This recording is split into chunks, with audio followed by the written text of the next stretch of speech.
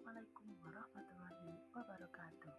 Perkenalkan, nama saya Larasati Permata Dewi, NIM 1520118. Kali ini kita akan belajar mengenai konsep dasar IPA, mengenai sistem pernafasan manusia.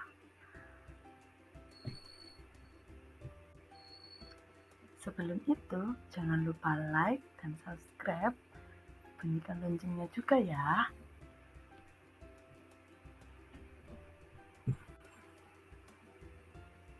Sistem pernafasan manusia. Tahukah kalian apa itu sistem pernafasan manusia? Sistem pernafasan pada manusia adalah sekumpulan organ yang terlibat dalam proses pertukaran oksigen dan karbon dioksida dalam darah. Tahukah apa saja organ pernafasan pada manusia? Yang pertama ada hidung, faring, laring, trakea, bronkus, bronkiolus, dan juga diafragma. Fungsi organ pernafasan. Yang pertama, hidung. Hidung atau nasal merupakan saluran utama yang dilapisi oleh selaput lendir. Di dalamnya terdapat kelenjar minyak dan kelenjar keringat. Selaput lendir berfungsi menangkap benda asing yang masuk lewat saluran pernafasan. Selain itu, terdapat juga rambut pendek dan tebal yang berfungsi menyaring partikel kotoran yang masuk bersama udara. Selain itu, terdapat konka yang terdiri dari banyak kapiler darah.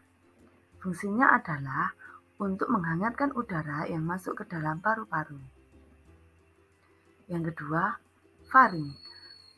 Faring adalah daerah di mana terjadinya persilangan antara jalur untuk sistem pernafasan dan pencernaan. Fungsi utama faring adalah menyediakan saluran bagi udara yang keluar masuk dan juga sebagai jalan makanan dan minuman yang ditelan. Selain itu, faring juga berfungsi sebagai penyaring, pengatur tekanan, dan juga dapat mengatur kelembapan udara yang masuk. Yang ketiga, laring. Laring adalah saluran udara yang terletak dari bagian depan faring hingga bagian bawah trakea. Fungsi utama laring adalah menghasilkan suara dan juga sebagai tempat keluar masuknya udara. Yang keempat, trakea. Trakea merupakan saluran lanjutan dari laring, memiliki panjang 9-11 meter dan dibentuk oleh 16-20 cincin tulang rawan. Trakea berbentuk seperti huruf C. Tulang rawan pada trakea berfungsi mempertahankan agar trakea tetap terbuka.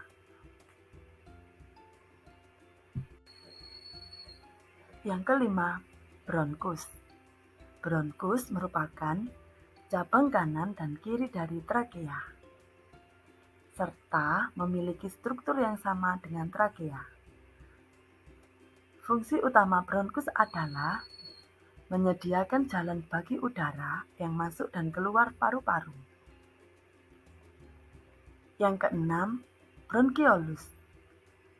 Bronkiolus adalah saluran udara di dalam paru-paru yang berbentuk menyerupai cabang ranting pohon. Bronkiolus berperan penting dalam sistem pernafasan. Salah satunya yaitu untuk menyalurkan udara ke dalam paru-paru.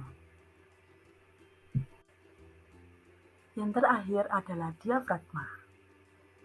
Diafragma adalah otot utama yang digunakan dalam pernafasan, sehingga berperan dalam proses pernafasan manusia.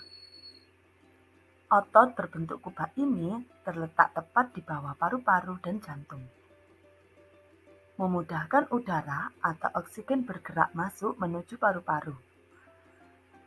Karena tekanan pada rongga dada akan turun secara mendadak. Sementara itu, ketika menghembuskan nafas, diafragma akan mengendur dan membuat ukuran paru-paru turut mengecil.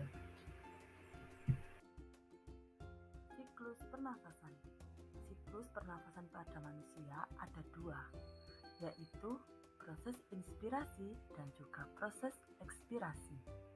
Tahukah kalian apa itu proses inspirasi dan proses ekspirasi?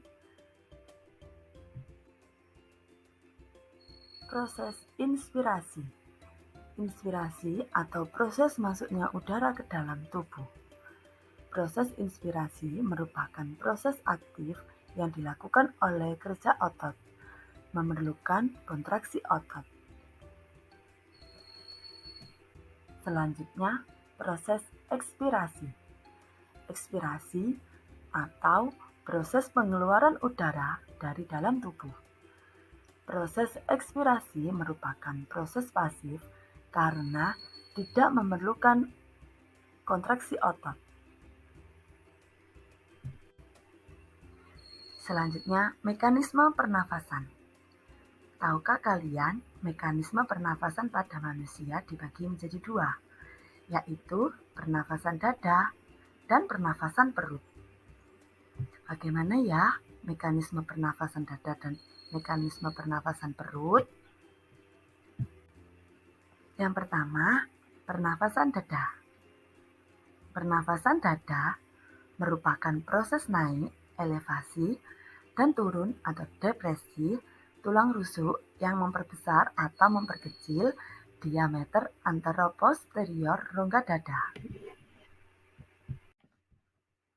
Proses inspirasi pernafasan dada.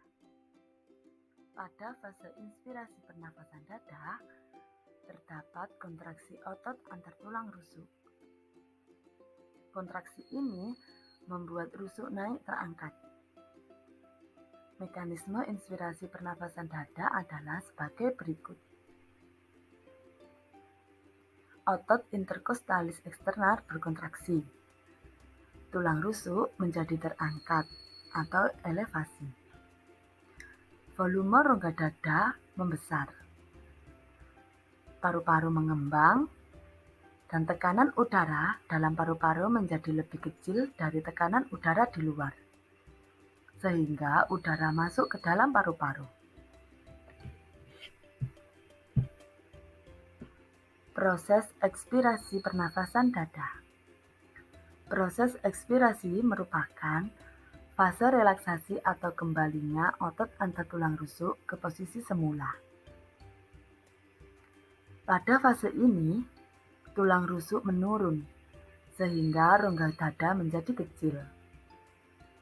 Mekanisme ekspirasi pernafasan dada adalah sebagai berikut. Otot interkostalis eksternal berelaksasi. Tulang rusuk menurun atau depresi. Volume rongga dada mengecil, paru-paru menyusut, dan tekanan udara dalam paru-paru lebih besar daripada tekanan udara di luar, sehingga udara keluar dari paru-paru. Yang kedua, pernapasan perut. Mekanisme pernapasan perut melibatkan aktivitas otot-otot diafragma yang membatasi rongga perut dan rongga dada. Proses inspirasi pernapasan perut.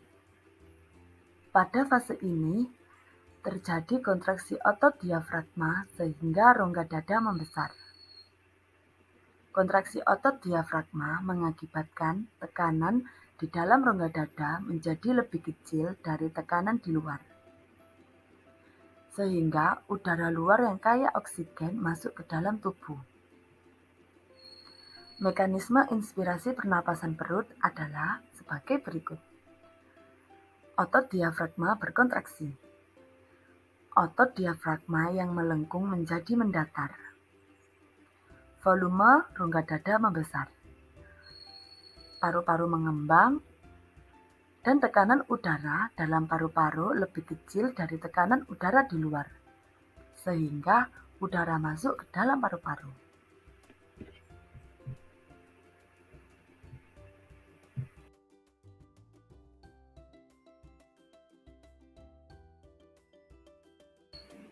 Nah, itu tadi pembelajaran kita hari ini tentang sistem pernafasan manusia. Sudah pahamkah kalian? Terima kasih telah menonton video ini. Semoga video ini bermanfaat bagi kita semua. Terima kasih. Saya akhiri. Wassalamualaikum warahmatullahi wabarakatuh.